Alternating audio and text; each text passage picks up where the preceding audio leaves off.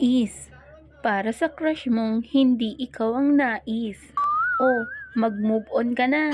Magluto na lang tayo ng ginataang hipon na may mais. Ganito nga pala ang ginawa ko dito. First, nilagyan ko nga pala ito ng butter. And then, naggisa na rin ako ng bawang. Isinunod ko na rin ang sibuyas. At lulutuin ko lang itong mabuti. At ilalagay ko na rin pala ang ating hipon. Medium size lang po yung ginamit kong hipon dito, guys.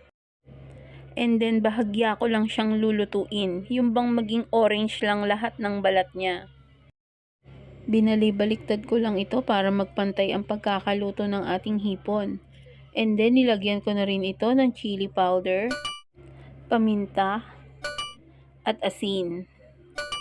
Hinalo-halo ko lang itong mabuti. At lalagyan ko na rin pala ito ng onion leeks. And then guys, nilagay ko na rin pala ang ating gata. 1 cup na gatang puro ang inilagay ko dito dahil 1/2 kilo na hipon ang ginamit ko sa reseping ito. And then nilagay ko na rin ang ating mais. Sweet corn ang ginamit ko dito. Hinati-hati ko lang siya ng maliliit. Bali, nilaga ko na rin pala siya kanina.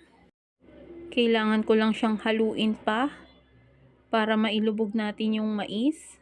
Para manuot sa loob ng mais ang ating gata. And then, tatakpan ko lang siya at pakukuluin ko pa ng another 5 minutes. After 5 minutes guys, ito na po yung ating ginataang hipon na may mais. Wow, ang sarap talaga. Kung naaamoy nyo lang siya guys, napakabango.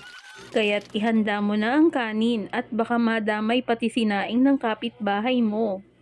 Pero syempre, hinay-hinay lang sa pagkain ng hipon. Baka tayo ma-stroke. Oops! Bago ka pa ma-stroke, follow my reels. Like and comment. Thanks!